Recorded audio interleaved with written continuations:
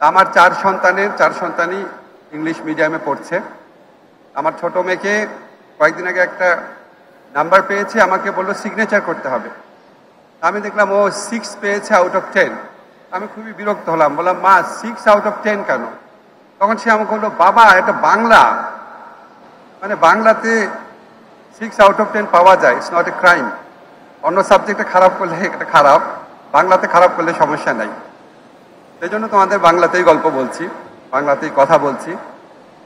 যাই হোক, আমি একটু, তোমরা নিশ্চয়ই অনেক বক্তৃতা শুনেছো, অনেক বোর্ড হয়ে গেছো। আমি একটু নিজের কথা বলি।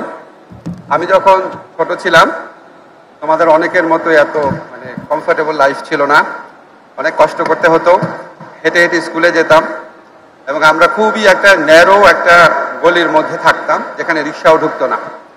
আমি যাদের সাথে খেলতাম, নদীর মাঝখানে জেগে ওঠা চরের মধ্যে অনেক ছেলেরা আসতো খেলতে, তাদের সাথে খেলতাম। তাদের অনেকে ম্যাট্রিক পাসও করে নাই, স্কুল লেভেল এডুকেশনও শেষ করে নাই। কিন্তু আমি খুব এই ছোট্ট কনফাইন্ড ওয়ার্ল্ড আর্নেস্ট হেমিংওয়ে পড়তাম, সমুদ্র কি এসে বুঝতে পারতাম, এই জন্য মুস্তাফা আলীর দেশে বিদেশে পড়তাম। সারা আছে, একটা হচ্ছে বিগ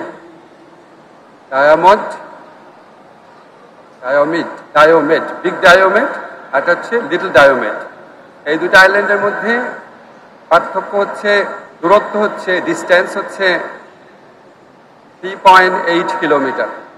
সময়ের পার্থক্য হচ্ছে 21 আওয়ার্স। খুবই বিস্ময়কর ঘটনা, কিন্তু বিকজ ইন্টারন্যাশনাল টাইম লাইনটা এই দুটো আইল্যান্ডের মধ্যে দিয়ে গেছে। একটা island belongs to Soviet Union, run now Russia, আর একটা island belongs to United States of America. এরকম অনেক বিচিত্র কিছু জানতাম। আমার মনে আছে আমি গ্যালাক্সির উপর পড়তাম এবং খুব বিস্মিত হয়ে আকাশের দিকে তাকিয়ে ভাবতাম যে আমি এখন যেই স্টারের যে লাইটটা দেখছি সেটা হয়তো কয়েক বিলিয়ন বছর আগে। আমি জাস্ট যেটা বলতে চাচ্ছি সেটা হচ্ছে, আমি একটা ছোট গলির মধ্যে খুবই ন্যারো একটা ওয়ার্ল্ডের মধ্যে থাকলেও প্রচুর পড়তাম এবং মনে হতো যে আমাকে অনেক বড় একটা পৃথিবীতে যেতে হবে, অনেক কিছু দেখতে হবে, এবং আল্লাহ আমাকে সেই সুযোগ দিয়েছে। তখন আমার কাছে মনে হয়েছে আমার জীবনের এই লার্নিংটা তোমাদের বলি। I am going to be 60 in couple of months. তো আমার এই জীবনের শিক্ষাটা তোমাদেরকে বলে যাই। আমার কাছে মনে হয়েছে, if you have focus, if you have a strong will power, and if you can work hard, you can reach any destination, you can fulfill any dream. এখন প্রশ্ন হচ্ছে তোমার ড্রিমটা কি হবে। আমি তোমাদেরকে জুলাই গণঅভ্যুত্থানকালের একটা ছেলের গল্প বলি, তারপর প্রশ্নটা উত্তর খোঁজার চেষ্টা করব। আমার মনে আছে একবার আমাদের যে কেয়ারটেকার গভর্নমেন্টের chief, Nobel laureate doctor Mohammad Yunus, তার বাসার সামনে ডেমনস্ট্রেশন হচ্ছিল, অনেক আহত ছেলেরা ছিল ওখানে। এটা রাতের বেলা ছিল, আমি ছুটে গেলাম তাদের ওখানে। পরে স্যারের সাথে তাদেরকে আমি মিটিংয়ের ব্যবস্থা করলাম। তাদের একটা ছেলে আমাদেরকে তার গল্প বলছিল। সে বলছিল যে সে একটা কতগুলা গাছের আড়াল থেকে তারা লুকিয়ে থাকতো, তারপর যারা পুলিশ আছে, আওয়ামী লীগের গুন্ডা আছে, যারা নির্বিচারে মানুষ হত্যা করছিল, তাদেরকে তারা ঠিক করছিল। গাছের আড়াল থেকে বের হয়ে এসে গুলি করছিল, তারা গুলি করছিল। তারপর গুলি করার সাথে সাথে তারপর আবার গাছের আড়ালে তারা ফিরে আসছে। তারপর ওটা কেন করছে?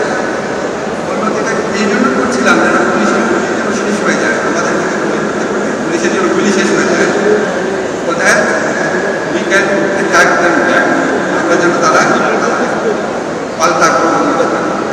আমরা এটা করতে আমাদের পুলিশে গুলি লাগবে, খুব নির্বিকারভাবে বলবো যে আমার তো 3-4 জন বন্ধু ওখানেই মরে গেছে, তারও চোখে গুলি লেগেছিল, একটা চোখে সে দেখতে পায় না।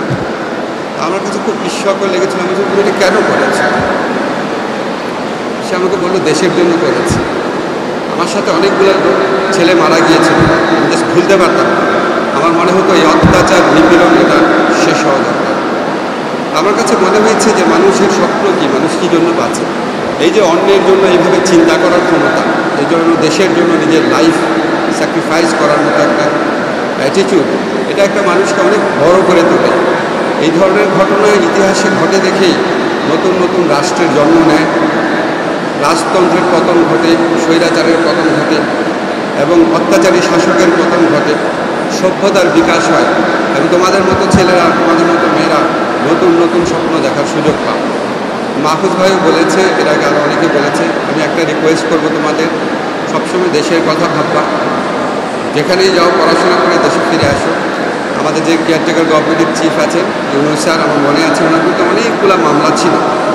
তো এর আগে যে গভর্নমেন্ট ছিল তারা ডিটারমাইন্ড ছিল ওনাকে জেলে নেবে। আমার মনে আছে একদিন ঢাকা কোর্টে যাওয়ার আগে আমরা বসেছিলাম, আমি স্যারকে বললাম, স্যার আপনি বাইরে চলে যাচ্ছেন না কেন? তোমরা জানো সারা পৃথিবীতে one of the most honoured মানুষ, one of the most decorated মানুষ, পৃথিবীর যে কোনো দেশে অত্যন্ত সসম্মানে থাকতে পারতেন। উনি খুব অবাক হয়ে বলেন, আমি কেন যাব? তারপরে বললাম, স্যার আপনি বুঝতে পারছেন তারা তো আপনাকে জেলে দিতে পারে। উনি বললেন, হ্যাঁ জেলে দিলে যাবো। তো আমার কাছে মনে হয়েছে একটা মানুষ কত বড় হলে, কত মহান হলে নিজের সমস্ত বিপদ তুচ্ছ করে দেশে থাকতে পারে। তোমরা একটা জিনিস খেয়াল করে দেখো, বাংলাদেশে যত মানুষই জন্ম নিয়েছে তাদের মধ্যে সবচেয়ে বেশি সম্মানিত, সবচেয়ে